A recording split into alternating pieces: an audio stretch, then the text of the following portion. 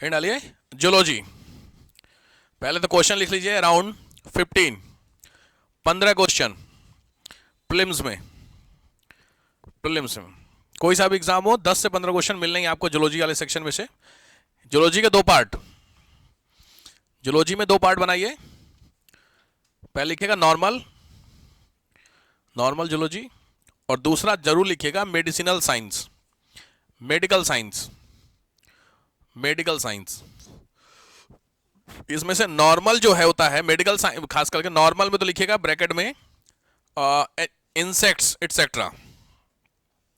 Normal में लिखिएगा insects, फुटकर वाली चीजें। लेकिन जो मेडिकल साइंस है वो बहुत ही ज्यादा इंपॉर्टेंट है। इधर साइड वाला मेडिकल मतलब जो ये चिकित्सा वाला, उसमें लिखिए नंबर 1 बॉडी सिस्टम्स, शरीर के तंत्र। शरीर के तंत्र सिस्टम समझते हैं, टोटल 9 सिस्टम पढ़ने हैं आपको। 9 system, circulatory system, respiratory system, reproductive system सुने हैं, वो सारे system plus medical. Medical, medical का मतलब इसमें जो बेसिकली कवर होता है वो होते हैं आपके डिसीजेस मेडिकल में। ये कम से कम लिख लीजिए एटलीस्ट 10 क्वेश्चन इधर साइड में मेडिकल वाले में, उधर 5। तो अब आपको समझ में आ गया होगा कि हमें ज्यादा फोकस किस पे करना है, ठीक है। क्योंकि जनरली क्वेश्चन बहुत कॉमन क्वेश्चन इसमें बन जाते हैं, और जनरल क्वेश्चन ऐसे होते हैं जो हम आप डेली उससे यूज्ड टू हो रखे हैं, बट उसका एग्जैक्ट मीनिंग नहीं पता है। जैसे बहुत बार पूछा है, आपने सुना है ब्लड ग्लूकोज चेक कराया अपना, ब्लड शुगर चेक कराइए, ब्लड टेस्ट कराया है, तो ब्लड टेस्ट में कितनी शुगर आई आपकी? किसने किसने ब्लड टेस्ट कराया अपना? सबने कराया, ऑलमोस्ट कराया होगा। तुम लोग ब्लड टेस्ट नहीं कराया? इतने सारी बैठे हो, अच्छी बात है। ब्लड टेस्ट जिसने कराया है 2-3 हाथ खड़े हुए। आपने देखा कितनी आई आपकी? 96 आई। क्या आई ये क्वेश्चन था। 96 ब्लड शुगर कितनी होनी चाहिए भाई? लॉजिक कितनी होनी चाहिए लगभग ब्लड शुगर है? हाँ लगभग, चलो ठीक है, एग्जांपल लगभग है। ब्लड शुगर 200 के ऊपर थोड़ी सी शुगर की बीमारी होती है अप्रॉक्स, बट 200, 70, 90 ये है क्या? इसकी यूनिट होगी, वो पूछा था एग्जाम में। अब आया समझ में क्वेश्चन? ये तो जब भी आप रिपोर्ट देखते हैं अपनी, तो रिपोर्ट में आप यूनिट वो देखते हैं खाली नंबर, उसके आगे जो लिखा था वो पूछा हुआ था। बीपी आपने सुना? बीपी, बीपी तो वो बीपी जो होता है 80, 180, 120, उसके आगे कुछ होता है, कभी भी ध्यान नहीं किया। अब जब भी रिपोर्ट चेक करना, किसी की भी चेक करना, तो ध्यान से उसकी यूनिट जरूर उठा लेना। वो बहुत आ रहा है एग्जाम में, इधर मैं देख रहा हूं। समझ में आया? रिपोर्ट अपनी आप खुद देख लेते हैं, उसके ऊपर डॉक्टर साहब के डिपेंड है हर चीज। रिपोर्ट कॉमनली जब नहीं भी आपको कुछ पता होता, तो हर एक रिपोर्ट में अगर कोई एबनॉर्मल चीज होती है वो डार्क में लिखी होती है, देखा होगा आप लोगों ने। इधर रेंज होती है, उधर साइड में होता है, ठीक बात है। तो जो रेंज होता है वहां पे ब्रैकेट में कुछ लिखा होता है, HG पर ml फला फला करके, वो जरूरी है भाई, ठीक है। तो ठीक है, तो ऐसे सर्कुलेटरी सिस्टम समझ गए सब लोग, respiratory system, reproductive system 3, digestive system 4, और एक्सक्रीटरी 5, नर्वस सिस्टम बिल्कुल सही 6, और कोई सिस्टम बचा? और भी बचेंगे सिस्टम है जिसमें ग्लैंड्स कवर करते हैं। ग्लैंड सुने? कोई ग्लैंड का नाम बताइए? पिट्यूटरी, थायराइड, बिल्कुल सही बात है, ग्लैंड थायराइड हो गए। पिट्यूटरी भी सुना ही होगा आपने, ठीक है, समझ गए आप लोग, मोटा मोटी समझ गए। तो उसमें हमने तो जनरली जो चीजें हमने सुनी, हमें उसके आगे चलना है। तो पहली हेडिंग डालिए जूलॉजी में, डेवलपमेंट, विकास। डेवलपमेंट, विकास। सबसे पहले जूलॉजी के बारे में जान लीजिए। ये सामने आपके कुछ महानुभाव लोगों की फोटो है, कुछ इंपॉर्टेंट लोग हैं जिनके बारे में आपको जानना जरूरी है। मे भी इनका नाम आपने सुना होगा, मे भी नहीं सुना होगा, there is a possibility. Aristotle का नाम सुना है? बाकी इनमें से किसी का? हिपोक्रेट्स का सुना है? क्या है, क्यों है, मतलब फेमस फिलोसफर है। जूलॉजी में क्यों रिलेटेड है? बिल्कुल हाँ, लॉजिक बिल्कुल सही। हिपोक्रेट्स सुना है आपने? 3 इडियट देखिए, वो सीन याद रखिए, जो उसके पिताजी को हार्ट अटैक आता है तो वो लेके जाता है, वो इन्वर्टर तोड़ देती है, याद आ गया? तो क्या कहते हो डॉक्टर लोग, तुम लोग कौन सी ओथ लेते हो? हिपोक्रेट तो बोलता वर्ड करता, वो यही वाली ओथ होती है। तो जब डॉक्टर साहब ये ओथ लेते हैं, इसका मतलब कुछ तो काम का होगा जूलॉजी में। तो फिलोसफर अपनी जगह ठीक बात है, बट इनके जूलॉजी में क्या टर्म है? हाँ कुछ हद तक, हाँ बिल्कुल सही बात है। चलिए शुरू करिए, बिल्कुल सही है। तो पहली हेडिंग डाली हिपोक्रेट्स। इनका चेहरा यही है, एग्जैक्टली कुछ कह नहीं सकते, पता नहीं है कि नहीं, क्योंकि पुरानी बातें हैं। पता जितने काम के बंदे उनको लिखवा रहा हूं मैं आपको। पहला हिपोक्रेट्स, हिपोक्रेट्स इंपॉर्टेंट है, ग्रीक के हैं, 2 बार एग्जाम में आया हुआ है, ग्रीस के हैं। और इनको बोलते हैं फादर ऑफ मेडिकल बायोलॉजी, चिकित्सा शास्त्र के जनक। यानी जो मेडिसिन जितनी होती है सिंपल भाषा में उनके फादर बोले जाते हैं। ये एक इंपॉर्टेंट पॉइंट हुआ। तो जो मेडिकल वाले बच्चे इसीलिए ओथ लेते हैं। अब आया समझ में, क्योंकि फादर ही है किसके, मेडिकल साइंस के। क्लियर हुआ? चलो दूसरे आइए। दूसरे कौन दिख रहा है आपको? एरिस्टोटल, अरस्तु, सबने सुना होगा, बहुत फेमस फिलोसफर है अरस्तु। खास बात यह है, दो चीजें। पहली तो इनकी किताब का नाम लिखिए, बुक है हिस्टोरिया एनिमेलियम। बुक है हिस्टोरिया एनिमेलियम, एनिमल से रिलेटेड, एनिमेलियम। और काफी डिटेलिंग में इन्होंने एनिमल्स को बताया था, इसीलिए ये बोले जाते हैं फादर ऑफ एनिमल साइंस या father of zoology. Zoology animal science ही होती है ना, तो फादर ऑफ जूलॉजी, जंतु विज्ञान के जनक। बड़ा इंपॉर्टेंट है फादर फादर वर्ड, ध्यान रखना, प्रीलिम्स के लिए बहुत फेमस क्वेश्चन बनेंगे। Father of animal. नेक्स्ट,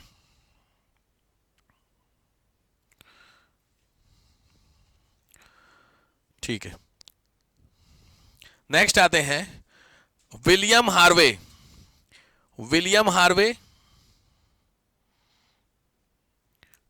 ध्यान से, इंपॉर्टेंट, इनका टेन्योर दो बार आ रखा है, टेन्योर लिख लीजिए 1578, 1578, 1578। किसी को आइडिया? इन्होंने ही खोजा है ब्लड, तो लिखिएगा फादर ऑफ सर्कुलेटरी सिस्टम, परिसंचरण तंत्र के जनक हैं ये। फादर ऑफ सर्कुलेटरी सिस्टम, परिसंचरण तंत्र के जनक। ब्लड आप लोग जानते हैं, ग्रुप होते हैं, ब्लड ग्रुप सुने हैं सबने? कितने आपके पास, कितने सारे हैं? 4 हैं आपके पास, अपने अपने बताना। आपके अपने अंदर कितने ब्लड ग्रुप हैं सिंगल बॉडी में? एक से ज्यादा भी किसी के पास? कोई बैठा हो एक्समैन? नहीं, ठीक। तो एक आपके सबको अपना ब्लड ग्रुप पता है? कौन सा वाला आप ले सकते हैं? अच्छा, नहीं पॉजिटिव, अरे इतना डिटेल ना जाओ, निगेटिव पॉजिटिव छोड़ दो, पहले बेसिक चीजें जान लो। आपका ब्लड ग्रुप है मेरा ए मान लीजिए, तो मैं कौन सा ले सकता हूं, ए या बी? बी नहीं ले सकता, पक्का? और कौन सा एक ले सकते हैं? यूनिवर्सल डोनर बोला जाता ओ को। तो ये जो जितनी भी तामझाम वाली सारी बातें हैं, ये बातें हार्वे साहब ने बताई थी। ठीक हो गया? चलो नेक्स्ट आओ, मेलपीगी, बहुत इंपॉर्टेंट, मार्सिलो मेलपीगी नाम होता है। मेलपीगी इंपॉर्टेंट है, 1628 के हैं, स्पेलिंग ध्यान से, मेलपीगी। ये इसलिए इंपॉर्टेंट है क्योंकि इन्होंने खोजा है tissue, father of tissue culture, ऊतक विज्ञान के जनक बोले जाते हैं, फादर ऑफ टिश्यू कल्चर, 1678, मेलपीगी साहब। तो ये चारों के नाम 10 बार आपके एग्जाम में आ रखे, तो हो गया। ठीक है, चलो नेक्स्ट आओ, टिश्यू कल्चर। नेक्स्ट आइए Leeuwenhoek, Antonie van Leeuwenhoek, Antonie van Leeuwenhoek, simply Leeuwenhoek word लिखिए, ये वाले एंटोनी वॉन ल्यूवेनहॉक। इनका नाम आपने सुना है, बहुत कॉमन नाम है। क्यों जी? जिनका सर हिला बताएं। सेल, सेल के लिए दूसरे नाम थे। और कोई? लिखिए father of microbiology, father of microbiology, सूक्ष्म जैविकी के पिता। सिंपली भाषा में समझिए तो आप सुना प्रोटोजोआ वगैरह सुने हो, ये इन्होंने बताया था। माइक्रोबायोलॉजी का मतलब प्रोटोजोआ अमीबा वगैरह होते हैं, वो ये इन्होंने का काम था। नेक्स्ट आओ, कैरोलस लीनियस, बहुत इंपॉर्टेंट नाम, कैरोलस लीनियस। आप लोगों ने आई थिंक 10th में पढ़ा होगा टेक्सोनॉमी, टेक्सोनॉमी सुना है, वर्गीकी बोलते हैं, क्लासिफिकेशन पढ़ा है, स्पेसीज, जीनस, याद आया कुछ? तो वो जो वर्ड होता है जिसमें हम लोग पढ़ते हैं उस सब्जेक्ट को टेक्सोनॉमी बोलते हैं। तो ये वो थे जिन्होंने टेक्सोनॉमी दिया है, तो father of taxonomy, father of taxonomy, वर्गीकी बोलते हैं हिंदी में, वर्गीकी। जिनको भी कंफ्यूजन हो टेक्सोनॉमी के आगे ब्रैकेट में लिख लो species, genus, dot dot dot. जैसे हम लोग किस स्पेसीज में हैं, हम लोग किस स्पेसीज में हैं? अब कौन सी स्पेसीज के हो तुम लोग? प्राणी, होमो सेपियंस में हैं स्पेसीज, तो क्लास कौन सा हमारा सुना है ये सब? कोई बात नहीं, अभी सारी क्लासेस पढ़नी है तो वहां समझ में आ जाएगा आपको, कोई बात नहीं, ठीक है, लिख लीजिए। क्या लिखिए? Father of modern. तो टैक्सोनॉमी, मैं बार बार कह रहा हूं टैक्सोनॉमी कई बार आए, इनकी बुक का नाम लिख लो, बहुत फेमस है, उसका नाम है Systema Nature, SYSTEMA, Systema Nature, NATURE, Systema Nature, star लगा लेना, कई बार आ रखी किताब है भाई, सिस्टेमा नेचर बुक है लिनेस साहब की। अब आइए, ये कुछ समझ में आ रहा थ्योरी? क्या है ये? नाम सुना है? जूम कर दूं? हाँ, ज्यादा जूम हो गया। एक्चुअली एचडी वाली इमेज में बड़ी समस्या होती है। यहां लिखा हुआ वर्ड है लैमार्क, सुना है आप लोगों ने लैमार्क नाम? ठीक, अगला बंदा लिखिए लैमार्क। लैमार्क क्यों फेमस है लैमार्क?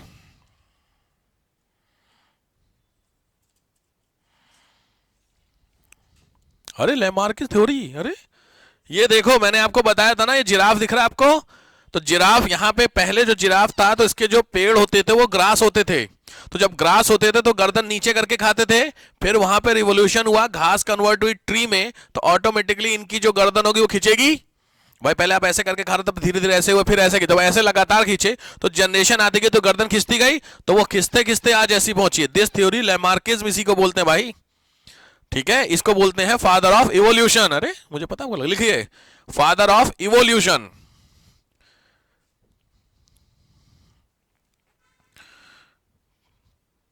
जैव विकास बोलते हैं इसको, जैव विकास।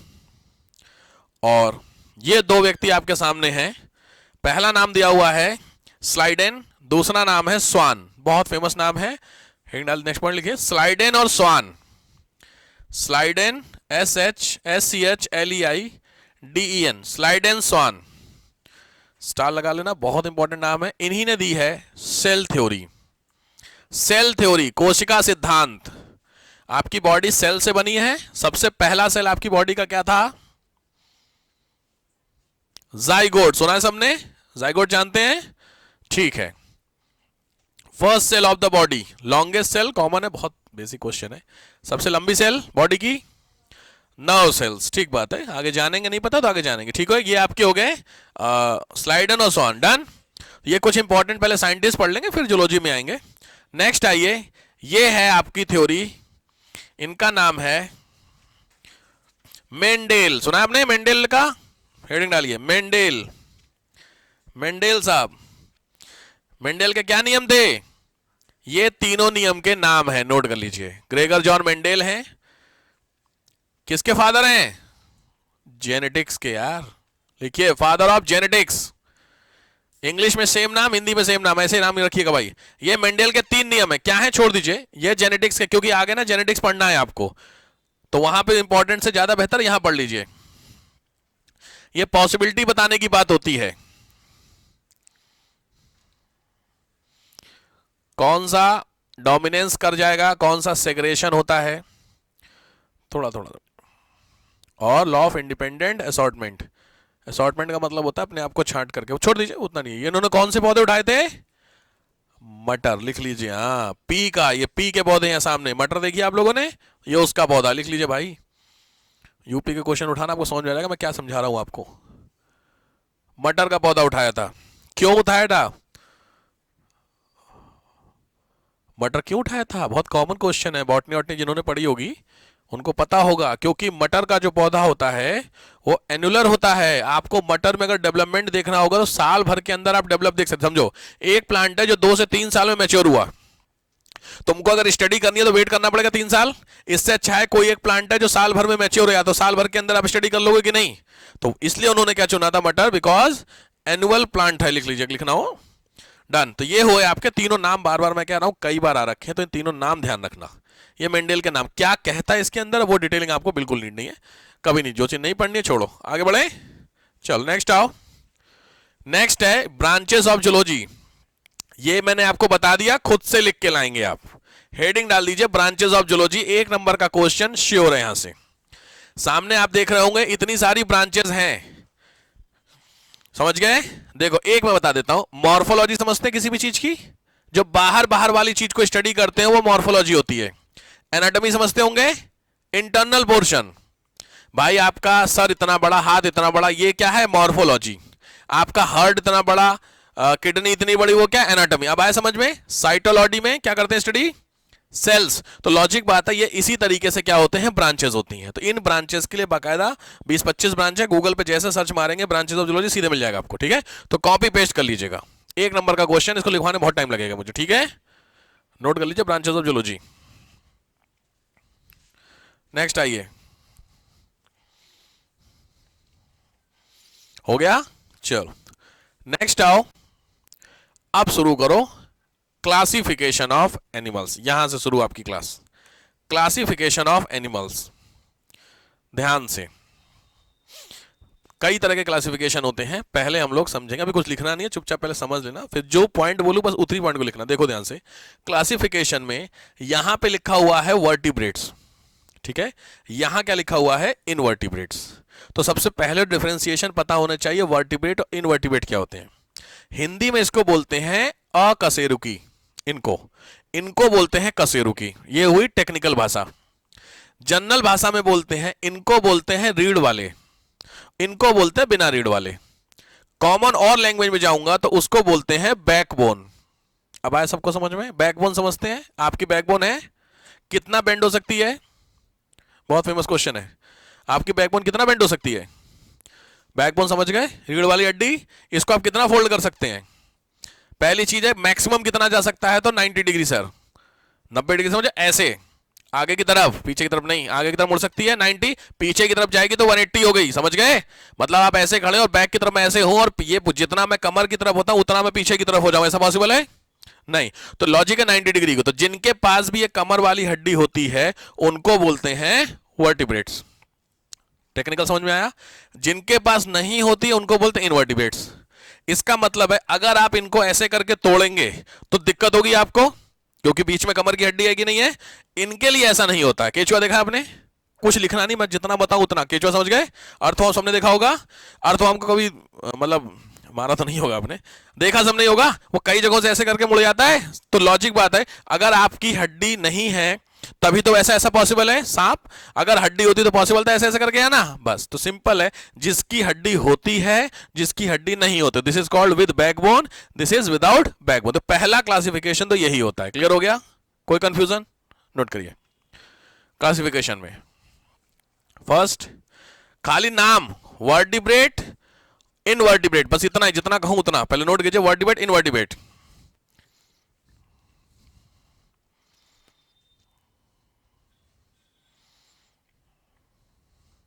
हो गया? मीनिंग भी आपको समझ में आ गया होगा क्या मैं कह रहा हूं। अब आता है दूसरा इंपॉर्टेंट सेक्शन, वो है ये वार्म ब्लडेड, कोल्ड ब्लडेड। ये ध्यान से वर्टिब्रेट के 2 सेक्शन करना, वार्म ब्लडेड, कोल्ड ब्लडेड। गर्म ब्लड और शीत रक्त। बहुत फेमस आईएएस का क्वेश्चन है कि क्या डिफरेंस है वार्म ब्लड। देखो हम और आप कहां दिख रहे हैं इसमें? इसमें हम लोग कहीं दिख रहे हैं? वार्म ब्लडेड में दिख रहे हैं मैमल्स, और हम दिख रहे हैं मतलब मैमल्स में है। तो ये क्या है? Warm blood. हम गर्म खून वाले, इसीलिए हमें गुस्सा जल्दी आता है। लोग कहते हैं गर्म खून है उसका इसलिए गुस्सा आता है, वो फालतू बात है, ठीक है? हाँ, तो उसके चक्कर में ना, अच्छा इसलिए ऐसा होता है क्या? ऐसा नहीं है। दोनों में क्या डिफरेंस है? सिंपल डिफरेंस होता है, कोई बात नहीं। वार्म ब्लडेड में लिखिए, डिफरेंशिएट कर लिए। वार्म ब्लडेड में लिखिए according to atmosphere no changement in the temperature. Warm blooded में हवा के अनुसार या वातावरण के अनुसार बॉडी टेम्परेचर चेंजमेंट नहीं। समझ गए? मतलब अगर गर्मी है तो आप अपने शरीर का तापमान ठंडा कर लीजिए, और सर्दी है तो अपने बॉडी का टेम्परेचर बढ़ा लीजिए। रिलैक्स हो जाएगा कि नहीं? ये जो समझ पॉइंट है ये हमें नहीं है। दैट्स वाई हम क्या कहलाते हैं? Warm blooded. क्लियर हो गया? और बाकी कौन से होते हैं? को इनका मतलब ये ऐसे होते हैं जो ऐसा कर लेते हैं। इसीलिए जो आपने बहुत फेमस सुना होगा, हाइबरनेशन एक वर्ड है। हाइबरनेशन सुना है? क्या होता है? कौन सी जीव करते हैं? हाँ, पैंडा होता है, रैट्स करते हैं। ये हाइबरनेट क्यों करते हैं? भाई ये सब किस कैटेगरी में आते हैं?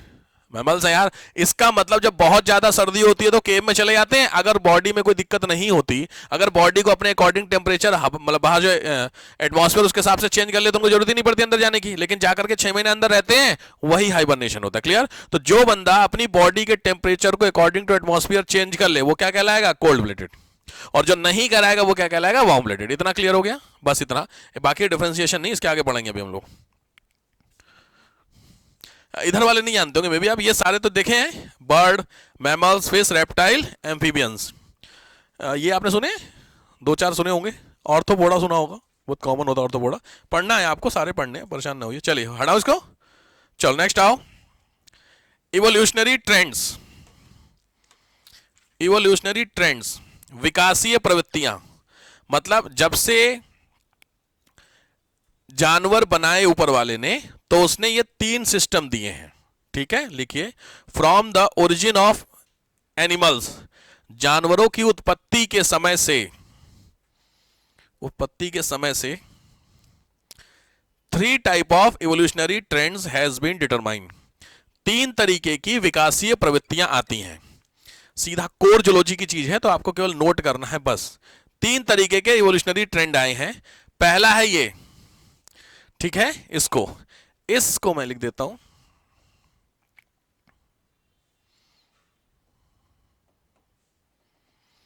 फर्स्ट लिखिए सेल एग्रीगेट। कहीं लिखा नहीं है? इसमें नहीं लिखा, ठीक है। पहले को मैं इसको बता रहा हूं, इसका नाम है सेल एग्रीगेट। चुपचाप लिख लीजिए। सेल एग्रीगेट को बोलते हैं कोशिका पुंज। सेल एग्रीगेट सिस्टम, कोशिका पुंज।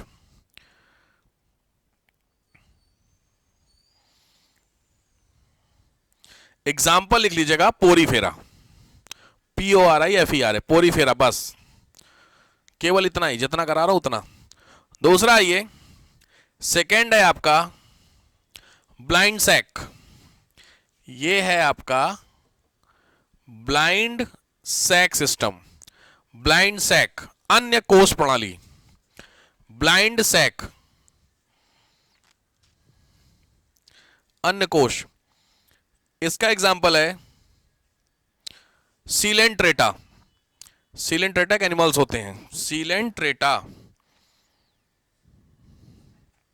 किसकी? पी से स्टार्ट होता, लिखिए PSELENTRATA।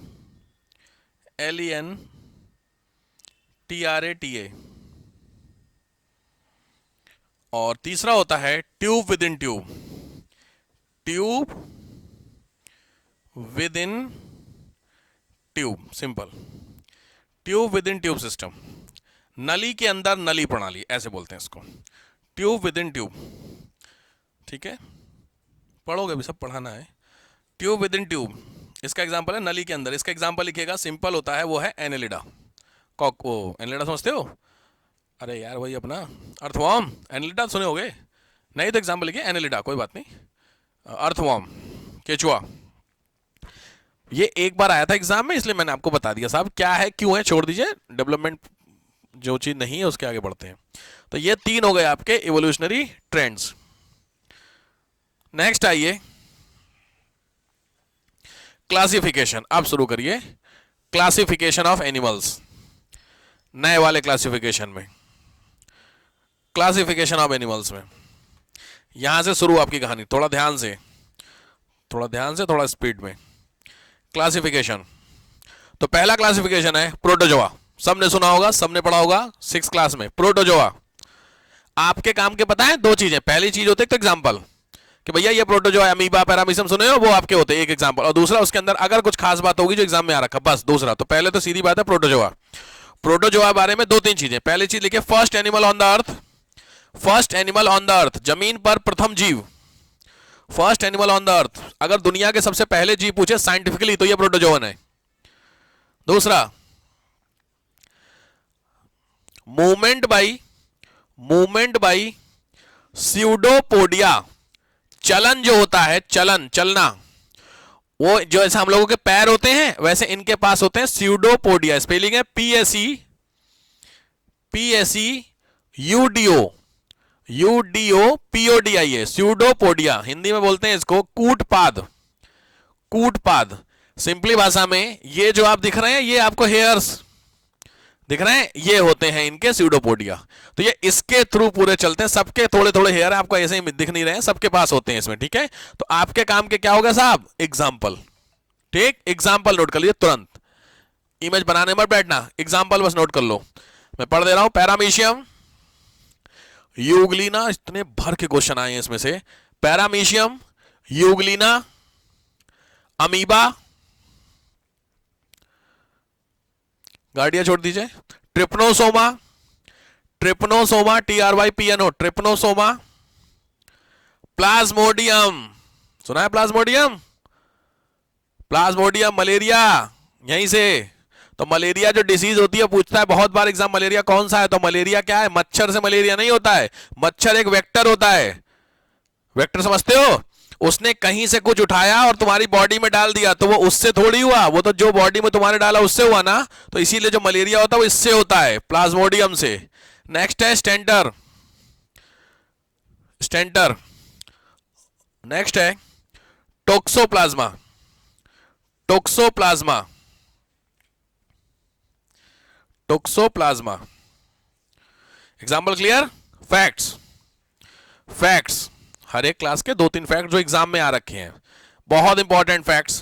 पहला होता है, आपने सुना है आपके पास पैरासाइट होता है, आंत में सुने, आंत में कीड़े होते हैं, अरे पेट के कीड़े सुने हो, हाँ बस ठीक, तो लिख लीजिए स्कैरिस वाले में उसी तरीके से लिखिएगा। नाम है एंट अमीबा, फैक्ट्स में पहला फैक्ट्स है एंट अमीबा, ENT, हाँ एंट अमीबा, डैश करके लिखिए लार्ज इंटेस्टाइन, हमारी लार्ज इंटेस्टाइन में एंट अमीबा मिलता है, ठीक है। और इसी से डिसीज होती है डायरिया, डायरिया सुना है, पेचिस जानते, कॉलरा अलग होता है, डायरिया अलग होता है, क्या डिफरेंस है,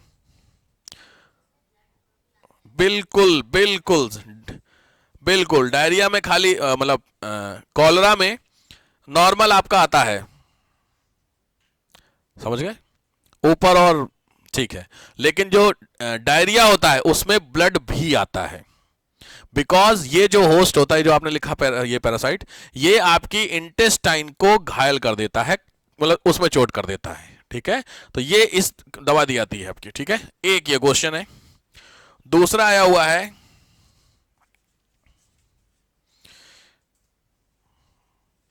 प्लाज्मोडियम, सेकंड है प्लाज्मोडियम, प्लाज्मोडियम डैश करके लिखो।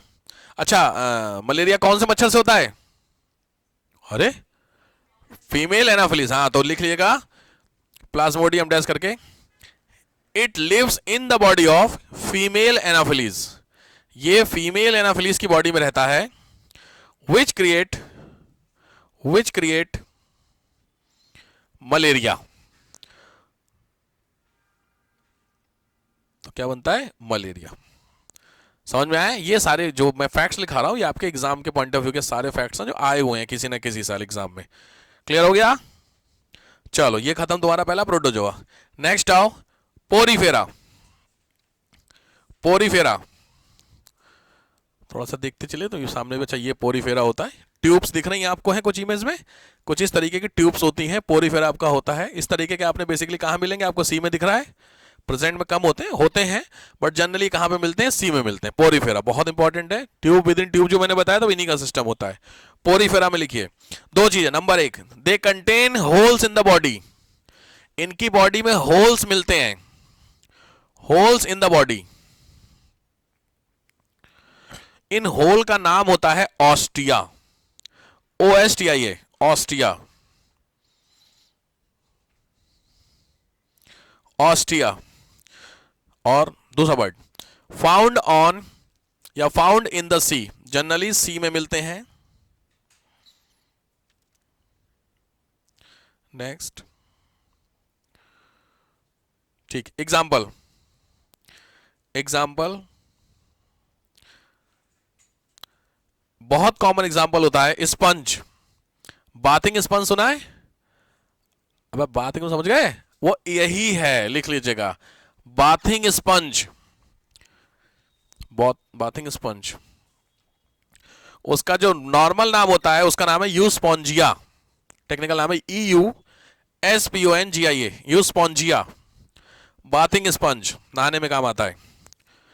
और दूसरा है Euplectella, Euplectella, Venus flower basket बोलते हैं उसको, बहुत इंपॉर्टेंट है, ध्यान से, यूप्लेक्टेला।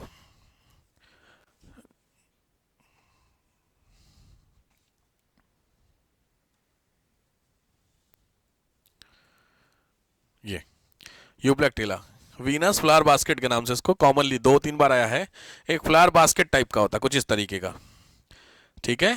तो इसका नॉर्मल नाम लिख लीजिएगा यूप्लेक्टेला। ये एक बास्केट टाइप की होती है, जीव है भाई, हाँ पता चलेगी क्या, ये सब समुद्र के हैं एनिमल्स, ठीक है। यूप्लेक्टेला कुछ देखो, ठीक है, दिख रहा है आपको इस तरीके से, और ज्यादा माइक्रो में इस तरीके से आपको मिलेगी यूप्लेक्टेला, ठीक है।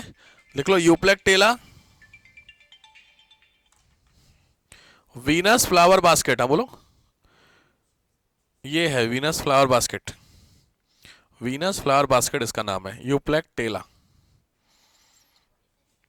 पोरिफेरा के दोनों एग्जाम्पल हैं जो एग्जाम में आ रखे हैं,